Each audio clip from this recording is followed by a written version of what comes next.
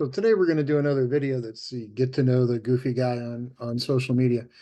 Um, so before I was a chief technology officer, which I am in my day job, as you can tell by just how nice I dress, and CTOs get away with murder, not literal murder.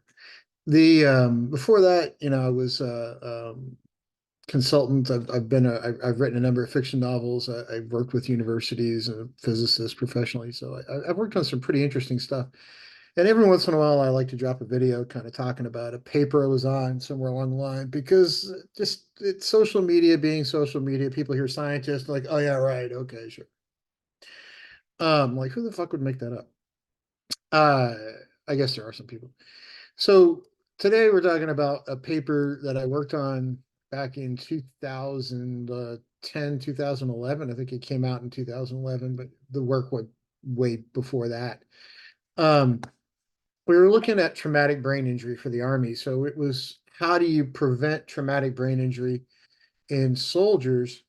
And that was a huge effort for a long time because the war on terror was causing a lot of people to be injured and a lot of TBI effects. And of course, that was around the time the NFL was looking into all their problems, and they still have some issues, but they have cleaned up a lot of it compared to where they were. So some of the work culminated in this paper in neuroimage back in 2011. There it is.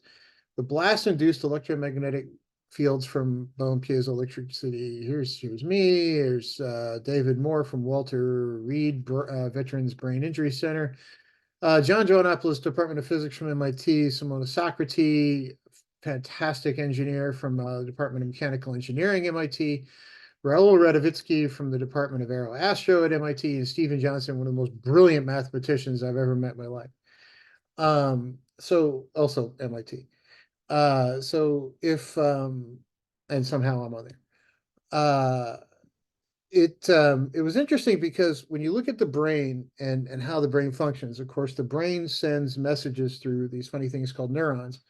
And what we discovered was that neurons, part of this work was funded by DARPA, and it's not all in this paper, but throughout some of the other work that was both Army and DARPA funded, it was figured out that if neurons are not negatively or neutrally charged, they like to send messages by electron.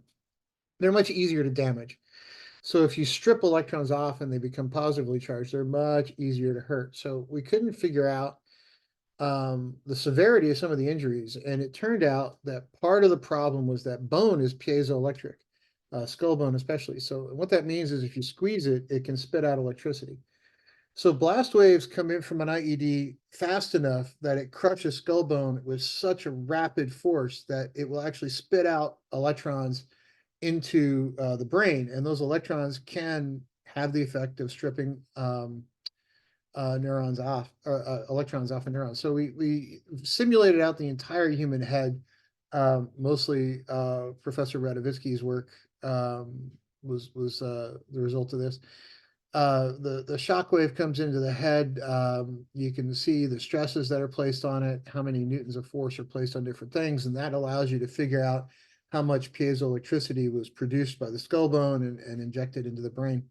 And right behind that piezoelectricity, of course, is this giant shock wave that's coming through, kind of in parallel with one another. And so you got a whole bunch of crazy things going in your brain at once, some electric sparks, some pressure waves, all kinds of crap. And interestingly, not so interestingly, bad for the human health. Parts of your skull, like your ears and your eyes and your nose, don't have bone, right? There's no bone protecting it. So the shock wave will hit your head and will go at a much slower rate than as it goes through the skull as it goes through the spot with no bone. So what you wind up with is shockwave coming across unevenly, and it causes a shearing force on the brain. Which parts of it go this way, parts of it don't go as fast, and then of course you've got the part behind the shock wave that's more low pressure. So what you wind up with is bone doing or brain matter doing this, right? So it's very easy to damage, and as a result, if you looked at the MRIs, a lot of what you saw, the most severe damage is behind the eyes and behind the ears.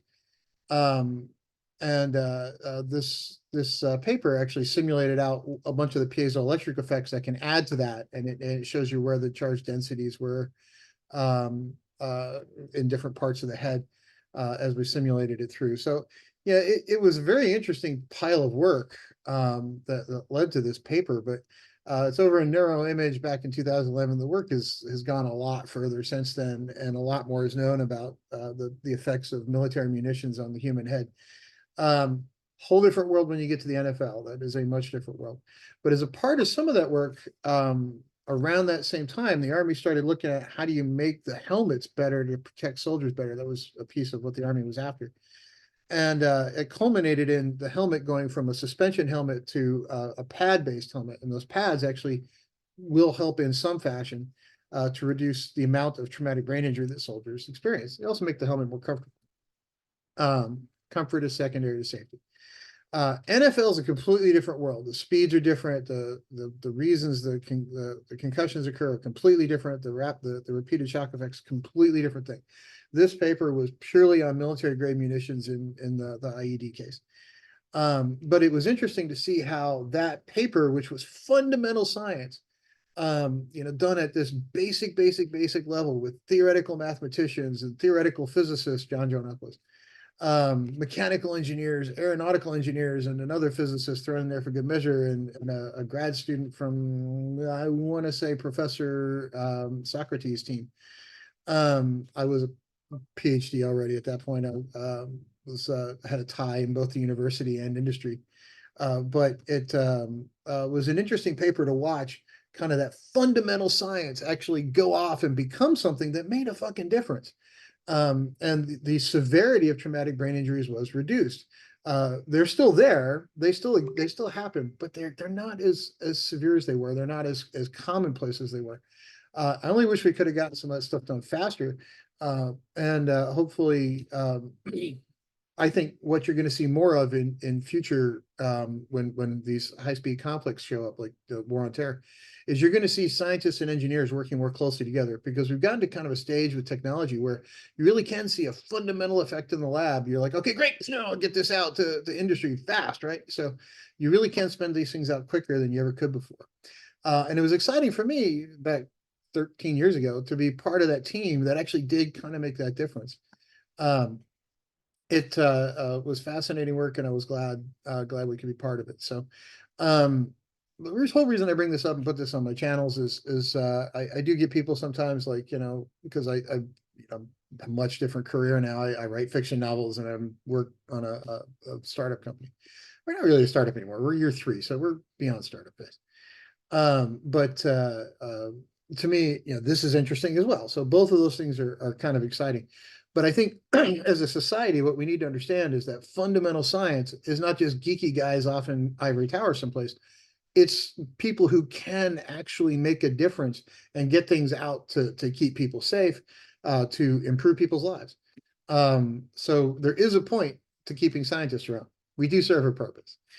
This was just one of many that I worked on, but it was a joy to work on, and that team was outstanding. There were more smart people on that team than I could think about.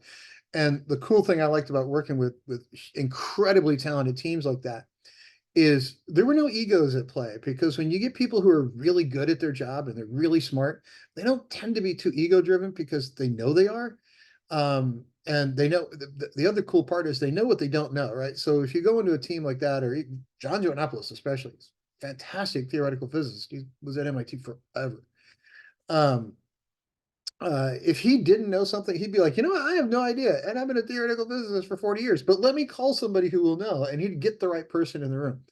That is the way to run a project, right? You don't have to know every answer, and if you don't know, don't make it up, right? Just be like, shit, I don't know, let me go find the right guy.